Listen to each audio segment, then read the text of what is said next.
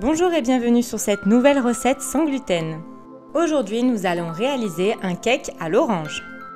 Ce gâteau est si moelleux que je suis sûre qu'il plaira à toute votre famille. Je vous propose donc de suivre la recette dès à présent. Pour commencer, dans une casserole, nous allons faire blanchir une orange non traitée. C'est très important car on va utiliser la totalité de l'orange. Et nous allons la laisser bouillir 30 à 40 minutes en prenant le soin de la remuer de temps en temps. En attendant, nous allons préparer les autres ingrédients et nous aurons besoin de 140 g de sucre, 250 g de poudre d'amande, une cuillère à café de levure chimique sans gluten et pour finir 5 œufs. Dans un premier temps, nous allons nous occuper des œufs en séparant le blanc des jaunes.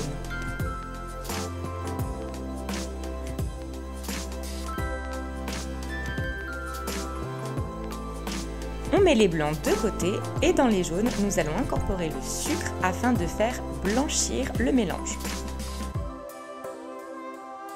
Voilà ce que vous devez obtenir. Une fois que votre mélange est bien blanchi, vous allez pouvoir préchauffer le four à 180 degrés.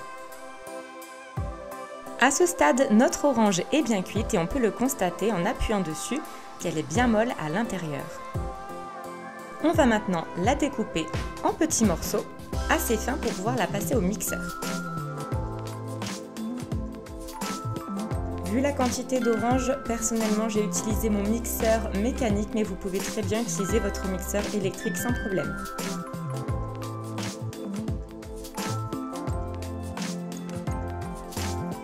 Voilà ce qu'on obtient, et au niveau de la consistance, si vous souhaitez qu'il y ait encore moins de morceaux, vous pouvez mixer plus longtemps. C'est maintenant au tour des blancs d'être battus en neige. Encore une fois, j'utilise mon batteur mécanique parce que je trouve que ça va plus vite, mais vous pouvez utiliser l'électrique bien entendu. Et de nouveau, dans le mélange œuf-sucre, nous allons ajouter l'orange mixée. Et on mélange énergiquement le tout afin de bien incorporer l'orange mixée.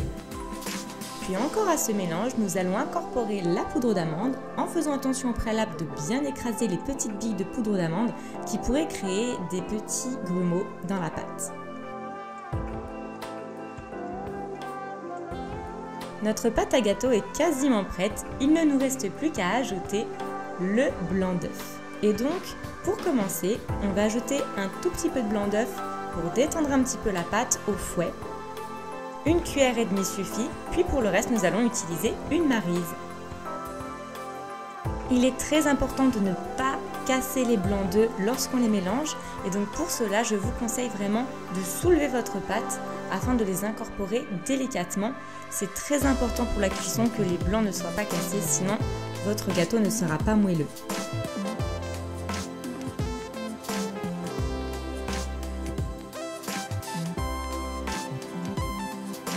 Notre pâte à gâteau est enfin prête et nous allons pouvoir la verser dans un moule à cake.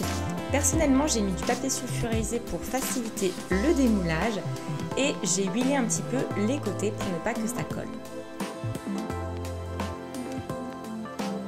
Vous pouvez étaler comme moi le dessus, mais attention à ne pas casser les œufs. On veut vraiment juste étaler pour que ce soit uniforme. On va pouvoir enfourner. Je vous conseille de ne pas mettre votre grille trop haute, histoire que le dessus ne crame pas. Et c'est parti pour une cuisson à 180 degrés pendant 45 minutes.